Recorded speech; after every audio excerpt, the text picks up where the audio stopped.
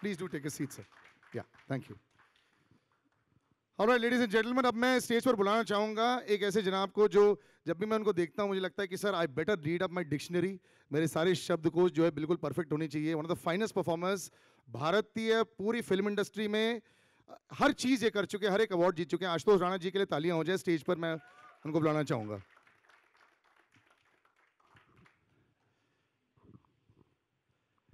Sir कैसे हैं? आनंद है। दो चीजें आपके साथ ऑलवेज रहेंगी सर, ये नेगेटिव कैरेक्टर्स जो आप आपकी आंखों के साथ रहते हैं जी और दूसरी सर आपकी लैंग्वेज। जी। क्योंकि क्या होता है कि कुछ लोग होते हैं जो नेगेटिव रोल्स को भी बड़े पॉजिटिव एटीट्यूड के साथ करते हैं, तो मैं उनमें से एक हूँ। सर लेकिन भाषा को लेकर लोगों ने ऑलवेज थोड़ा सा डरे हैं आपसे, थोड़ा इंटिमिडेट हो जाते हैं कि क्या आशुतोष जी से बात हम कर पाएंगे कि नहीं। नहीं, ये मुझे लगता है कि ये सबसे पहले तो बहुत बहुत धन्यवाद, क्योंकि इतनी अंग्रेजी हमने सुन ली शुरुआत में, मैं घबरा रहा था बैठे बैठे कि कहीं अंग्रेजी में ना बोलना पड़ जाए, नहीं तो पत्ते खुल जाएंगे।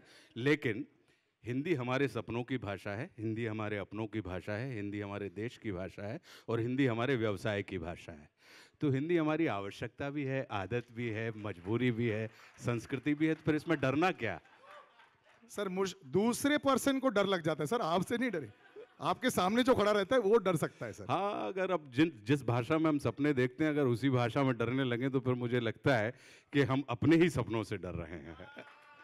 ये रोल जो है सर एक अलग किस्म का रोल लग रहा है, हर कोई एक्साइटेड है इसको देखने के लिए। थोड़ी देर में हम ट्रेलर भी दिखाएंगे। जैसे कि ऑलरेडी हम डिस्कस कर चुके हैं, अभिषेक की प्लानिंग और प्रिपरेशन परफेक्ट रहती है जी। तो थोड़ा इसके बारे में बताएं before we see the promo. देखिए, अभिषेक चौबे को अगर हम आजकल इनिशियल्स का दौर चलता है तो A for Abhishek and C for Choubey, तो एसी। तो एसी अगर इनको कहा जाए तो मुझे लगता है कि ये उन व्यक्तियों में से हैं कि जैसी एयर वैसी कंडीशन, इसलिए इनको एसी कहा जाता है। तो अभिषेक चौबे अपने आप में पूरे तैयार होते हैं, एक्टर्स को कुछ काम नहीं करना पड़ता है। एक्टर्स को अगर जो इनकी तैयारी है अगर एज इट इज उसको एग्जीक्यूट कर दें, एक मजदूर के जैसे, अपनी कलाकारी ना दिखाएं, मिस्त्री ना बने, मजदूर बनकर अगर कर दें तो आप देखेंगे कि बहुत शानदार इमारत खड़ी हो जाती है। तो मैंने बिल्कुल एक मजदूर के जैसे अभिषेक को फॉलो किया कि वो जैसा चाहते थे वैसा उनको देखता था, सुनता था और उसके बाद उसको जैसा का तैसा उतार के रख देता था। प्रशंसा हमें मिलेगी। Super, high praise once again. Before we show promo, control freak है क्या? अगर बिल्कुल नहीं, नहीं बिल्कुल बिल्कुल नहीं। ये सबसे बड़े अभिषेक को आप लोकतांत्रिक तानाशाह मान सकते हैं। हाँ, कि मतलब एक ऐसा व्यक्ति है जो जिनकी फेस वैल्यू जो है वो बड़ी लोकतांत्रिक है कि डेमोक्रेटिक आदमी हूँ, लेकिन है डिक्टेटर अंदर ही अंदर। तो आदमी को ये लगता है कि नहीं, आपको पूरी स्वतंत्रता है, लेकिन एक समय के बाद आपको ये महसूस होता है कि आप बंधे हुए हैं जनाब। चलो बढ़िया sir, why don't we just have a look at the promo. Ashutosh ji का कैरेक्टर का इंट्रोडक्शन हो जाए।